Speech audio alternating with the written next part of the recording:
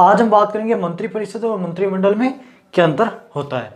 तो मंत्रिपरिषद जिसे काउंसिल ऑफ मिनिस्टर कहते हैं और मंत्रिमंडल जिसे ग्रुप ऑफ मिनिस्टर कहते हैं। मंत्रिपरिषद के अंदर 4 प्रकार के मंत्री आते हैं, कैबिनेट मंत्री, राज्य मंत्री, उप मंत्री और राज्य मंत्री स्वतंत्र प्रभार। और मंत्रिमंडल के अंदर 2 प्रकार के मंत्री आते हैं, कैबिनेट मंत्री और राज्य मंत्री स्वतंत्र प्रभार। अब हम देखते हैं सबसे पहले कैबिनेट मंत्री किसे कहते हैं। तो वो मंत्री जो अपने विभाग के सारे निर्णय लेने के लिए स्वतंत्र होता है उसे हम कहते हैं कैबिनेट मंत्री।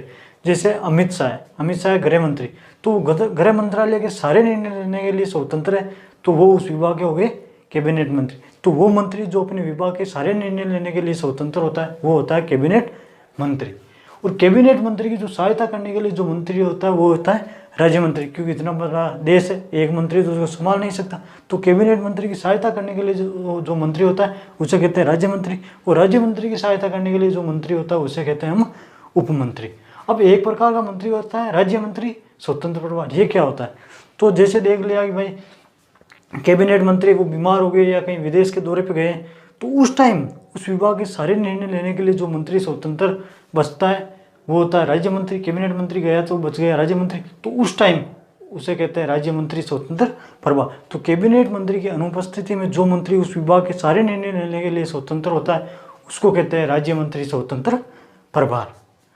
अब मंत्रिमंडल के अंदर तो मंत्रिपरिषद के ए ग्रेड के जो मंत्री है वो आते हैं मंत्रिमंडल के अंदर। तो ए ग्रेड के मंत्री कौन है, तो कैबिनेट मंत्री। और कैबिनेट मंत्री नहीं रहते हैं तो कौन होता है, तो राज्य मंत्री स्वतंत्र प्रभार।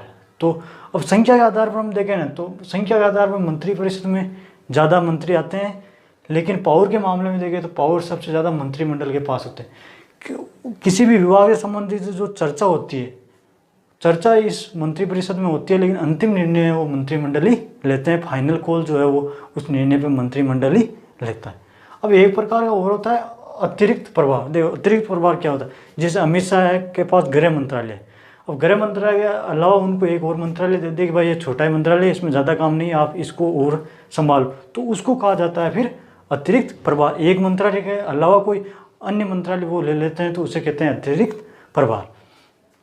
अब एक होता है किचन कैबिनेट। देखो किचन कैबिनेट किसे कहते हैं, तो प्रधानमंत्री के सगे संबंधियों को किचन कैबिनेट कहते हैं। यदि किसी विभाग में प्रधानमंत्री के सगे संबंधी भी उसमें उस विभाग के निर्णय में शामिल होते हैं तो उसे कहते हैं किचन कैबिनेट। एक होता है सुपर कैबिनेट। सुपर कैबिनेट किसे कहते हैं, तो नीति आयोग को सुपर कैबिनेट का कहते हैं। नीति आयोग को पहले योजना आयोग कहा जाता था, तो नीति आयोग को कहते हैं सुपर कैबिनेट। और ये सुपर कैबिनेट नाम दिया था के संथानन ने। तो आयोग की मंत्रिपरिषद और मंत्रिमंडल में क्या अंतर होता है ये आपको समझ में आई होगी। तो मिलते हैं अगले वीडियो में, तब तक के लिए जय हिंद। आप लीजिए इसका स्क्रीन शॉट। मिलते हैं अगले वीडियो में।